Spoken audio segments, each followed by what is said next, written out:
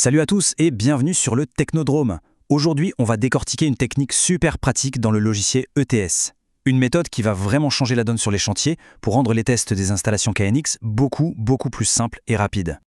Alors imaginez la scène, un grand classique. On est sur le chantier, on vient de passer des heures à programmer un circuit d'éclairage.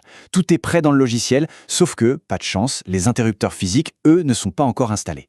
Et là, c'est la question qui tue. Comment on fait pour être sûr que la programmation fonctionne ? Alors voilà le programme du jour. On va d'abord regarder le défi du test sur site, puis on va découvrir l'outil qui va nous sauver la mise, ensuite on verra comment lire l'état d'un appareil, et enfin, la partie la plus sympa, comment envoyer une commande manuellement. C'est parti. Voilà, c'est exactement ça, le cœur du problème. Le but du jeu, c'est de pouvoir tout valider, toute la programmation, avant même que le matériel soit posé. Pensez au temps que ça peut faire gagner, c'est juste énorme. Et ça évite surtout les sueurs froides et les mauvaises surprises plus tard. Ce qu'il nous faudrait, en fait, c'est une sorte de super pouvoir. Celui de se faire passer pour un interrupteur, de simuler une commande et de voir en direct si notre lampe, par exemple, réagit comme prévu. Et tout ça directement depuis notre ordinateur.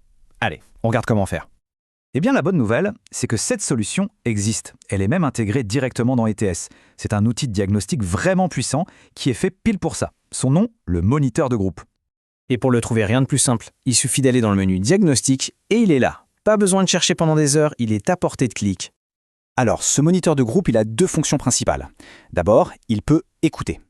C'est-à-dire qu'il peut enregistrer et analyser tous les messages, qu'on appelle des télégrammes, qui circulent sur le bus KNX. Et sa deuxième fonction, c'est qu'il peut parler. Il peut lui-même envoyer des commandes sur le réseau. Ok, commençons par le commencement. D'abord, on va voir comment utiliser sa capacité d'écoute pour simplement observer ce qui se passe sur le bus et vérifier l'état d'un appareil. La mise en route est super simple. On ouvre le moniteur de groupe, on vérifie bien qu'on est connecté à la bonne interface de communication, c'est important, et ensuite on a juste à cliquer sur « Démarrer ». Et voilà, à partir de là, la machine enregistre absolument tout ce qui transite sur le réseau. Et regardez ce qui s'affiche, c'est là que la magie opère. Le moniteur nous montre en temps réel chaque télégramme qui passe. On voit tout. Qui envoie le message, c'est l'adresse source, à qui il est destiné, l'adresse de groupe de destination, et surtout la valeur qu'il transporte. C'est une véritable fenêtre ouverte sur les coulisses de l'installation. Pour faire du diagnostic, c'est juste parfait. Par exemple, si quelqu'un appuie sur un vrai interrupteur, on verra instantanément la commande ON apparaître ici sur notre écran. C'est la preuve irréfutable que le message a bien été envoyé. Bon, écoutez, c'est bien, mais maintenant on passe au niveau supérieur, la partie la plus puissante. C'est nous qui allons prendre le contrôle et envoyer nos propres commandes. En gros, on va devenir l'interrupteur. Alors attention, on ne peut pas juste écrire « allume la lumière » et s'attendre à ce que ça fonctionne. Non, le bus KNX, il a son propre langage, qui est très strict. Il faut formater les données d'une manière bien précise pour qu'il puisse nous comprendre.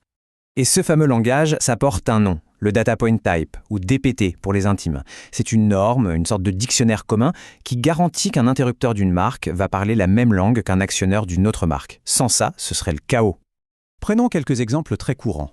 Pour un simple on-off, c'est le DPT 1.1001. C'est binaire, on envoie 0 pour off et 1 pour on. Facile. Pour la variation de lumière, on passe au DPT 5.001.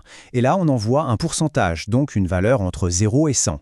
Ou encore, pour un volet roulant, DPT 1.008, où 0 signifie montée et 1 descente. Chaque fonction a son propre dialecte.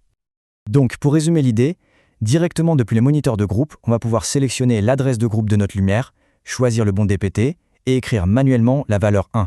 Et hop, la lumière s'allume, sans jamais avoir touché un interrupteur. Et c'est là que tout prend son sens. Une fois qu'on maîtrise cette technique, on devient totalement indépendant du matériel physique. On peut tout tester, débusquer les bugs, valider que la logique est correcte, bien avant la fin du chantier. Le gain de temps est colossal et en termes de tranquillité d'esprit, c'est encore mieux. C'est assez incroyable de voir comment un seul outil peut complètement transformer une méthode de travail. Avec le moniteur de groupe, on obtient un contrôle total et une confiance absolue dans la qualité de sa propre programmation.